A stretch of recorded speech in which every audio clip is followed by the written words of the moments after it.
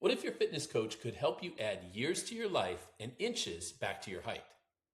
In this episode, we sit down with Terry Linde, founder of Destiny Management, to talk about evolving intersection of wellness, fitness, and entrepreneurship. Terry shares how he built his business before the internet even existed and how it's adapted into a hybrid model of fitness training, virtual coaching, and customized programs. We explore what younger generations expect from company wellness benefits, how bodyweight exercises and consistency can transform your health, and why even a single 5-minute change can change everything. From one-on-one coaching to scaling a business with technology, Terry's journey is a reminder that results come from doing the small things over and over again with purpose.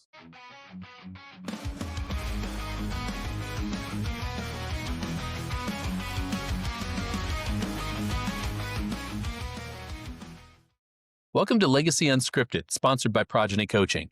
This is the podcast where sports and business collide. I'm your host, Russ Katzman, and here we'll skip the fluff and get straight to the hustle. From athletes turned entrepreneurs to impact-driven business leaders, we dive into the wins, the lessons, and some of those failures that make our legacies worth living. Today, I'm happy to welcome Terry Linde, founder of Destiny Management. Welcome to the show, Terry. Thanks for having me. Appreciate you jumping on. So, Destiny Management's a pretty broad term. Give us an idea of what you do. In a nutshell, we like to enhance lifestyles through proven wellness and fitness systems. So we customized fitness and nutrition programs for everybody from general conditioning to top-level sports athletes, and customized programs for corporate wellness services as well for companies. So you hit a couple different markets there. Who's your number one target market? Do you like the corporate wellness or do you go after some of the athletes? Who do you go for first? Our main market has always been like a person wanting to get back into shape. Typically, they want to lose weight, gain some strength, possibly increase strength for hobbies on the weekend. Golf is a big one, but there's also other sports like football, soccer. Triathlons have actually been a big one as well. So I like working with people that are self-motivated and want to get in shape. And that can be within a company. But individuals, I guess I see a little bit more reward because you're working with the person versus a bigger system. And tell me why this has been important to you. Why did you start it from day one? Way back, I've always been involved with sports. So baseball, football, soccer, basketball, all myself. So I started training for conditioning for those sports. And back in high school, I took business classes, DECA programs. So part of that was instead of going to class, I went out and looked at businesses and industries that I thought I might be interested in. And gyms were the main one that I liked the most. So the original goal was to own a gym. And when I graduated college, personal training was just getting started. So I developed the training programs for the gym that I was working at. They went out of business. I went out on my own and decided that the training business as a business I decided to make the personal training my business versus a gym.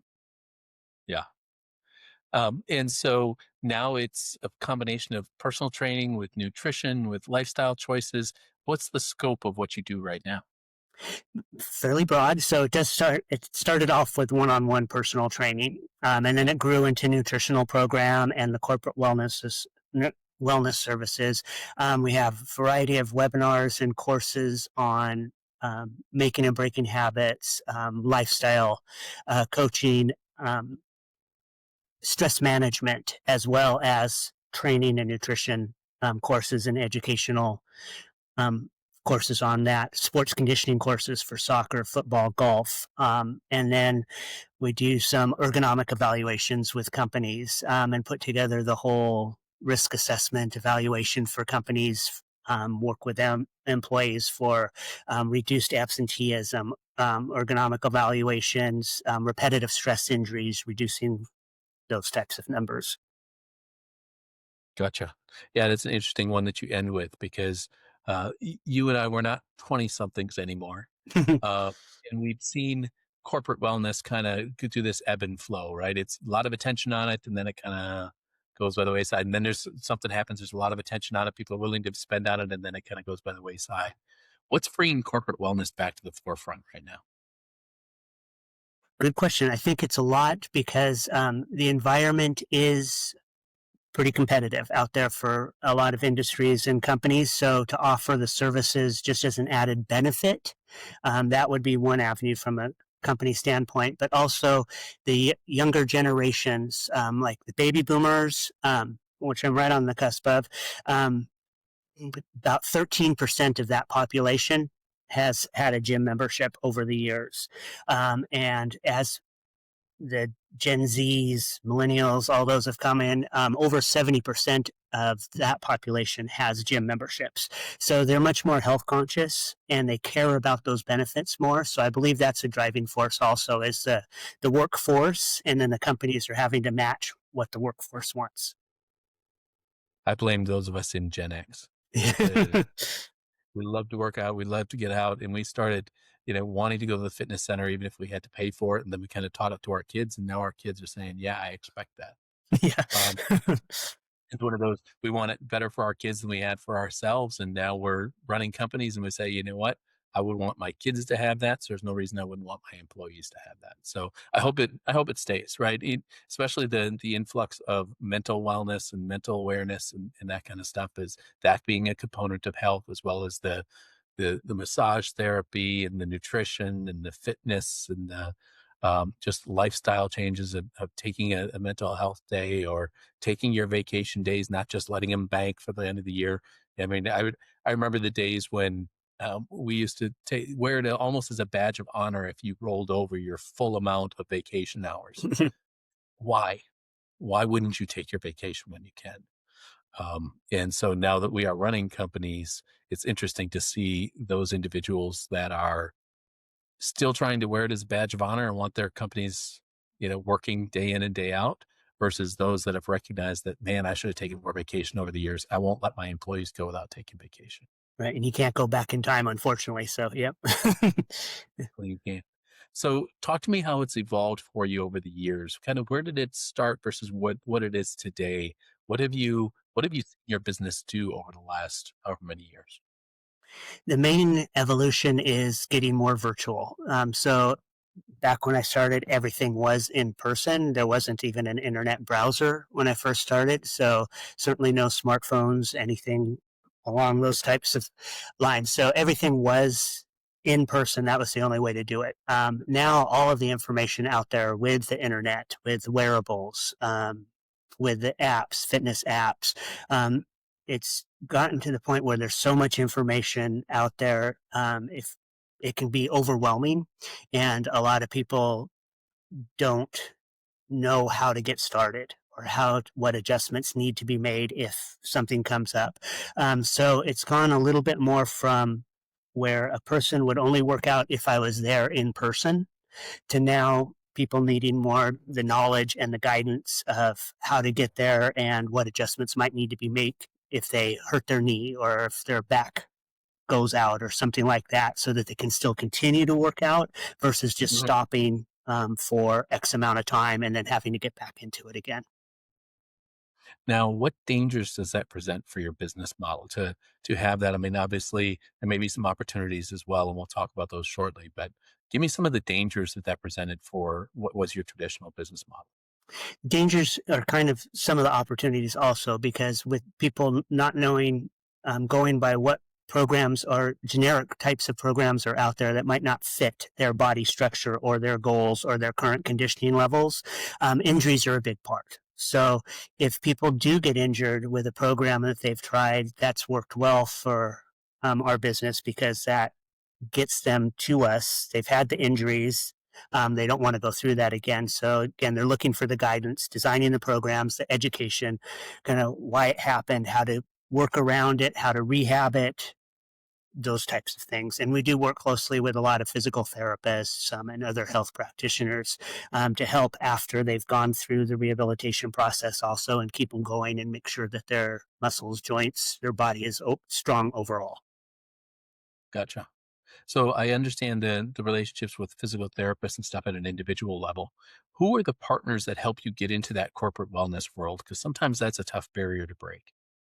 Typically, that's getting to know an employee of a company and working with them, and then getting a referral within the company to a human resource person or whoever might be fulfilling that role at a company, depending on the size of the company.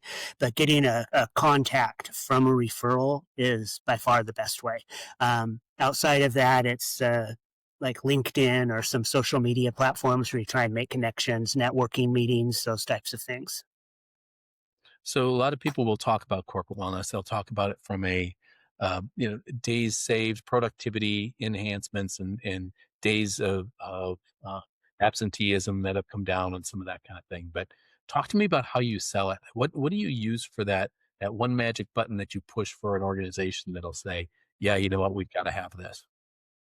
I wouldn't say it's a one magic button, but it's kind of like with actually working with a person, but individualizing it for the company. So with a person, for example, we do a baseline fitness test measurement and health questionnaire, all those types of things. Same with a company. So we try and identify what their goals are, what they want to get out of a wellness program, if they've tried a wellness program, what they found successful, what they haven't, and what with then taking what they're looking for, then coming up with the solutions for the problem. So if they want to address absenteeism, then we'll focus on that. If they want to address morale, we'll work on that. If they want to reduce on healthcare costs, then we can work on that. If it's a combination of everything, it's individualized for the company. Gotcha. So what's that number one challenge that you've been trying to press through in recent times? The thing that that corporate wellness person or anybody for that matter comes out and says, "Hey, you know what, Terry? This is why I can't work with you." What's the number one sticking point that keeps getting thrown in your face, and how do you get around that? Typically, from a company perspective, it's always going to be building that trust with the person and showing them how it can fit into their uh, culture, company culture, without affecting their operations from a day to day. So making sure that it's not interfering with anything that they're currently doing and can fit easily into a budget. For a individual, it's usually going to be time and lifestyle. So it's a matter of fitting it in. They can't commit to, say, 4 hours per week for a workout program. Well, Right. I go with the philosophy of anything is better than nothing. And if a person can start with 5 minutes per week, I'll get them started with 5 minutes per week and then get that success going. And then as they can go to 10 minutes and so on. But I don't believe that there's any like set program, time frame, whatever that um, is works for everybody. So one example I had way back, I had a client who could only do 1 day per week. So we just worked out 1 day per week. Now that is not ideal because you're going to make some progress and then you regress and then you progress and you regress. But he was really consistent with that 1 day per week for years and years and years. And after a couple of years, he ended up from a doctor's visit growing 1 inch, and this was in his 40s. So he Oh, grew 1 inch um, yeah. just by standing up taller. You know, we were working on his back strength, his opening up his chest. So he was standing up taller, and he gained back an inch that he had lost from gravity over the years. So with 1 day per week, he was able to make pretty good progress. Not probably as much as if he could do like 2 days per week, but you can still make progress as long as you're consistent. Well, it's interesting because it goes back to that old philosophy of how do you create a new habit? You just floss one tooth at a time. Right? If you get because most of the time the issue with people flossing isn't the flossing itself. It's remembering to floss, it's pulling out the floss, it's getting it ready, it's starting on that first tooth. Once they get that far, then the next tooth is right there. Might as well just do that one too, and then the next one, right? Same idea with personal habits and training. It's let's just get you those 5 minutes. Let's just get you going. Just get you moving more than you used to. And you have evidence of it, right? It took a couple years because he was only a day at a time, but he got there, Hmm. right? And that's amazing. I Yeah, mean, and that's a great goes analogy. what he could have done if he'd have been out there, twice a week or 3 times a week for that entire period of time. But at least he was consistent in doing that much. And, we can't fault him for that. If he was at least consistent in doing that, kudos to him. That's Exactly. great. Yes. Love that.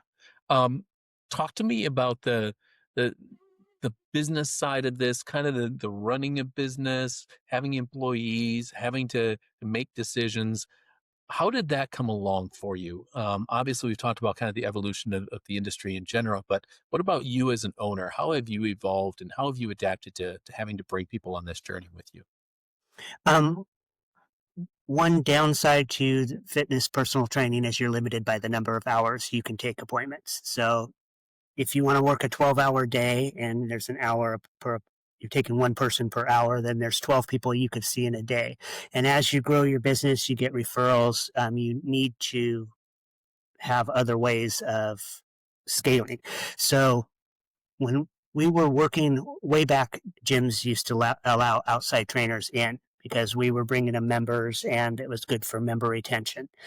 Things changed over the years. Very few gyms allow outside trainers in now. But when we had a location like that and a base to draw from, I did actually have employees, and I work with certification companies to train the employees on the philosophies, my methods, those types of things, and then they would work with the clients.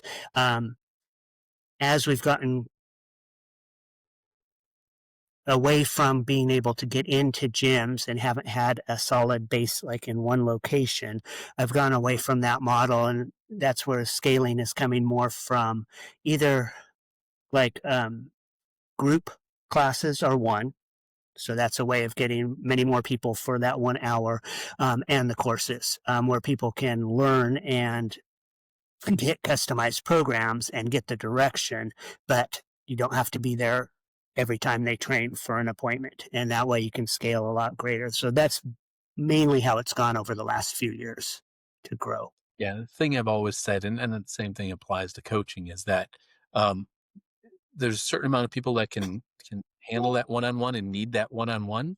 Others can benefit from a group environment or can't afford the one-on-one coaching. So let me start in a group environment until I can, or let me start as a self-help, do it yourself type thing, and then I'll progress up the chain. But the beautiful part that I like about that is it keeps them in your environment, right? They're still Hmm. seeing Terry on the video, talking them through some stuff, right? Even if it's just the introduction or somebody else does the move, they still associate it with you or with Destiny Management. There's still that brand recognition there.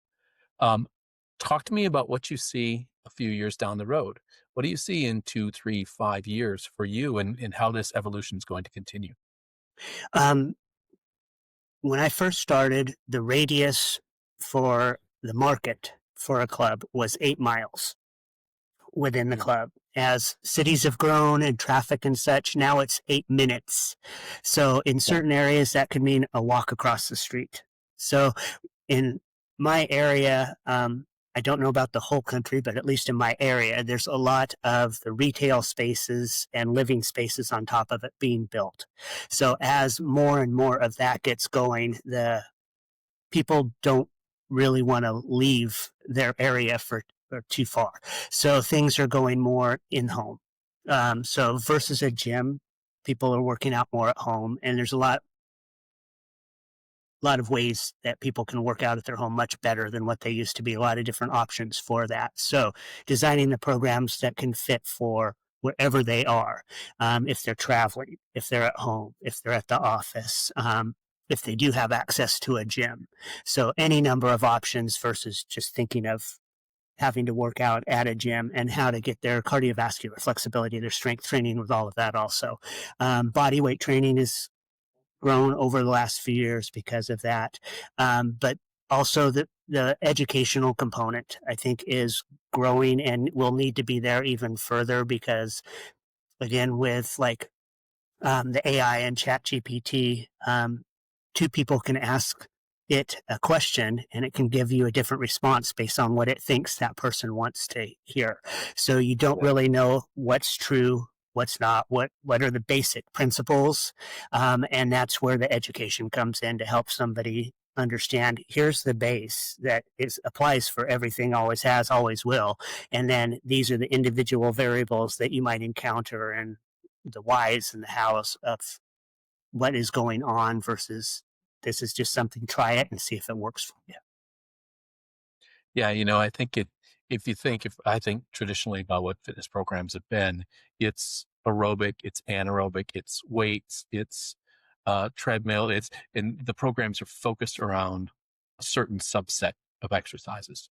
But if we look at serving the entire individual, then we have to do kind of all of those. Plus, to your point, what happens when I travel, right? How do I keep that consistency of once a week or twice a week or 3 times a week when I'm gone a week out of the month or 2 weeks out of the month?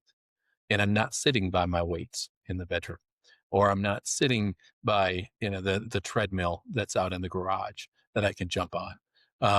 How do I keep that going in a hotel room or traveling from one hotel to another hotel or from et cetera, right? That's where the body weight stuff. I think back many years ago again, back when I was first traveling for business and stuff. And we had the phone books, right? We had the phone books in the hotel room.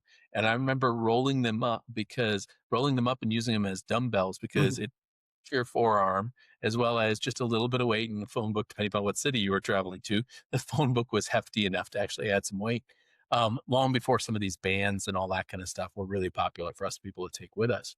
Uh, but those body weight exercises are still incredibly important because people are still traveling, right? You may spend, you know, 75 days out of 80 in your office, but those other 5 days, if you're off and traveling, you want to be able to be consistent. And so I think having programs that they can do through body weight exercises and with phone books and whatever else here where, when I'm traveling versus, the standard stuff I do at home, having something that encompasses all that, I think is a wonderful direction for you to take it.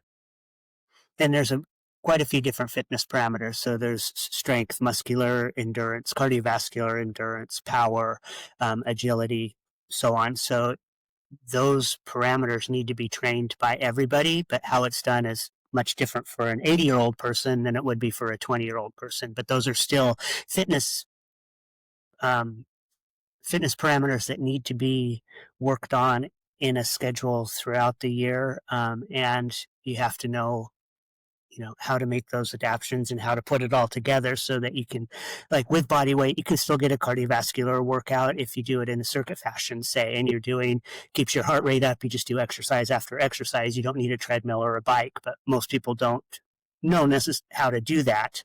So they take time off versus being able to continue with the consistency. I'll tell you that that's one of the best things I found during COVID was a kickboxing app, right? That gave me the ability to bring my heart rate up, do a lot of hit level stuff, and yet it was working muscles and using body weight and all that kind of stuff. I had to go to a gym, right? It was all stuff I could do on the back porch and then fall into the pool afterwards and go for a swim if I wanted to. But, I could. I was stuck at home. What else are you going to do? But it gave me that capability to do it. And I think eh, going forward, having those types of things that people can do on demand wherever they want to, however they need to, if they have weights, if they don't have weights, if they're traveling, if they're at home, something that serves that holistic person in all those aspects that you've talked about, I think is incredible. Um, to that, talk to me about your delivery mechanisms. I mean, obviously, people aren't popping in the Jane Fonda VHS anymore. So, what do you use for your delivery mechanism right now? We use a fitness app called Trainerize as our main form. So Okay. that allows us to customize all of the nutrition and the training program for each person, as well as um, setting up habits, tracking their progress, measurements, all that type of information. Okay.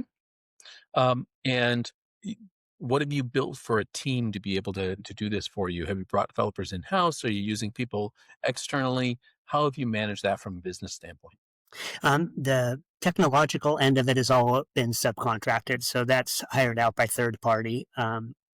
The I do work with another instructor for yoga and she's a licensed massage therapist, so she's part of the Destiny Management Company. And then otherwise, it's outside of referrals through that we would give through like chiropractors, massage therapists, registered dietitians, other healthcare providers. Gotcha. And so if you were to kind of define that market that you're going after right now, who are you looking for? Um, for the individuals, it's like the 30 to 40-year-old individual that's interested in health. They're a DIY type person, just need the guidance, the program's designed, the guidance, the motivation to get their health program, know what, and then I would be there for gauging their progress and making adjustments and those types of things. That would be the main market. For companies, it's are smaller companies that usually can't afford like a full um, in-house wellness program. So typically, companies that are under 500 people, as small as two, we've worked with, but somewhere between 2 to 500 for the smaller micro businesses that just need some benefits to offer the their employees at a cost-effective way. Gotcha. And what's the easiest way for them to find You you? should offer a hybrid wellness program. They can go to our featuring website self-guided at destinymanagement.com Okay. and get all of our contact information and take a look at our services and see everything that we have to offer. I'd like to mention also that we do have a webinar coming up in January for New Year's resolutions, and weight loss is always a big one for that. So I'll provide information on how they can register for that. It's a free webinar. Okay. Not to spoil your webinar, we'll make sure we get that link in for the landing page in our show notes. Not to spoil it too much, but give us your spiel about New Year's resolutions. Do they work? Do they not work? Where do you sit with that? If it's a New Year's resolution and you're having to wait till New Year's to make it, they can certainly be successful, but there's some keys in making them successful. So you can't just say, I want to do this or I want to do that. There's some goal setting guidelines where you need to identify the target, set a date, identify obstacles is a big one. So what might come up that's going to get in your way of achieving it, and identifying resources on what can help you to overcome those obstacles, and then reward mechanisms for hitting it. But if a person wants to they're motivated enough to have the New Year's resolution and get to it, they certainly can do it. And we would be glad to help them with whatever things they might need to help succeed with that. We'll get some information out there about that January 20th webinar. Okay. Now you just teed it up for me and with a big fat softball right here. Obstacles, right? Talk to me about the obstacles that are holding your business back right now. Holding the business back are mainly always going to be like that steady stream of referrals, new clients, how to get to them. So for me, like social media is supposed to be a great marketing tool, but haven't cracked the code on that one yet. So it's always still coming back to referrals, but it's just a matter of getting out to enough people, networking, the marketing and advertising aspect of it. Gotcha. Yeah, the marketing, filling the top of the funnel can be a challenge, especially in a bit of a red ocean where you sit. Um, the big key, that people talk about social media all the time, and oh, I put stuff out there. Why are my clients not finding me? Well, they forget about the long path it is to go from recognizing where you are. We've got to get them to slow down, take a look at what you post, recognize that they can relate to what you post. Click on that to go to a landing page. Click on that to go to your web page. Click on that to give their information, whatever. Complete that call to action.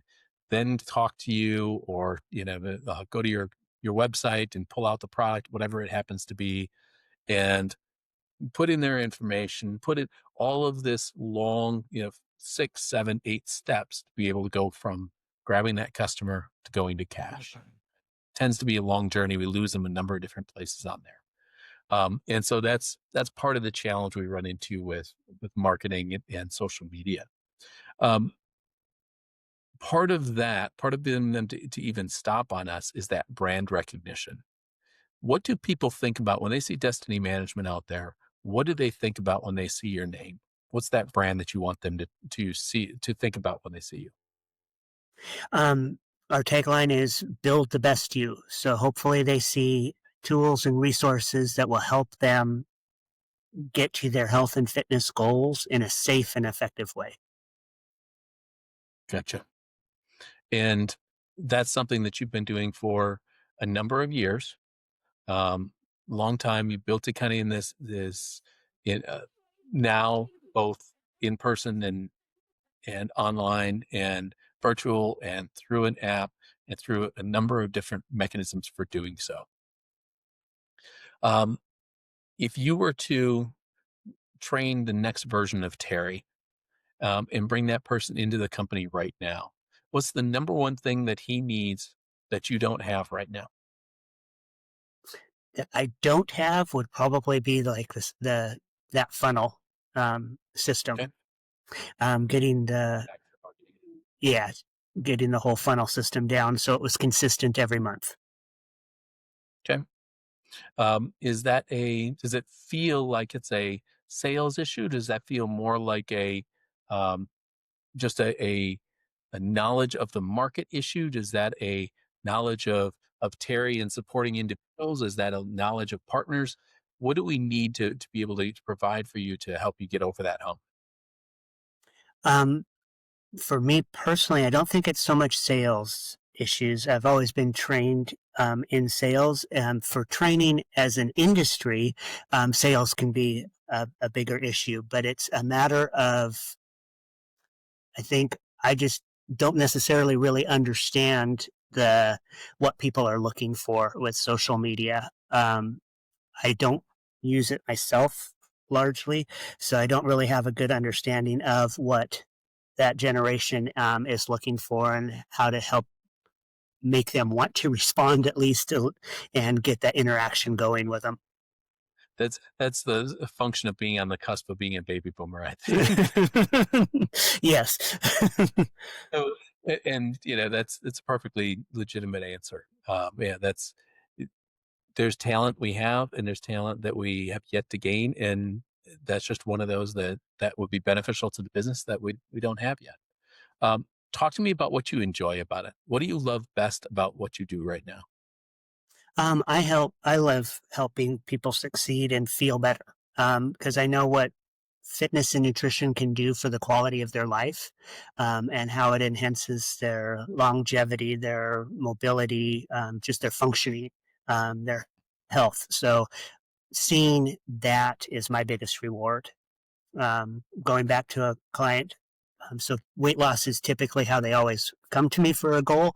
And this lady in particular wanted to lose weight. But there's always, so typically you're going to gain muscle and lose fat at the same time. So if you gain a pound of muscle and you lose a pound of fat, the scale's not going to change at all.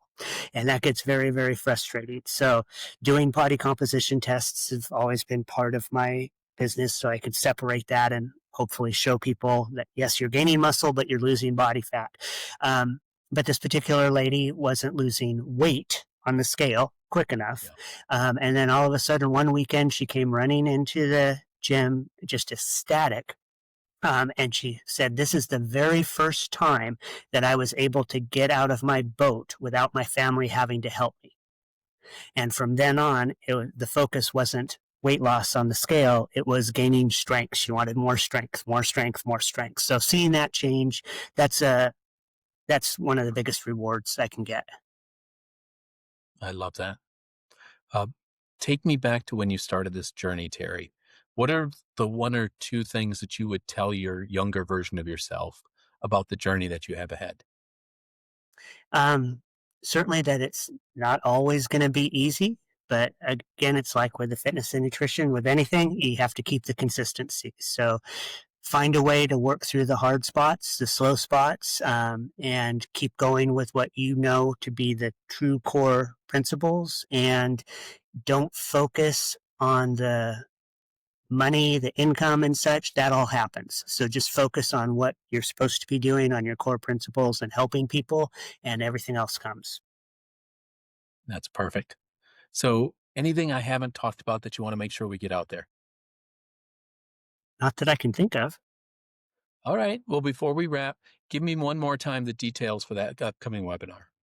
Okay, it's going to be January 20th, 3:30 p.m. Pacific Standard Time, and it's on New Year's resolutions and weight loss in particular. Okay. And where can we find that? That's going to be virtual. So I have a link that I'll put in the show notes for this. Let's say the landing page for the sign up. It's on Zoom. So Okay. it'll just be a Zoom link, and anybody who does sign up, if they can't attend, all the meetings or webinars are recorded, so they'll have access to a recording after that, but they do need to sign up. Okay. Well, that's perfect. Well, Terry, we appreciate you jumping on with us. I appreciate you having me. Thank you. And that's a wrap for this episode of Legacy Unscripted.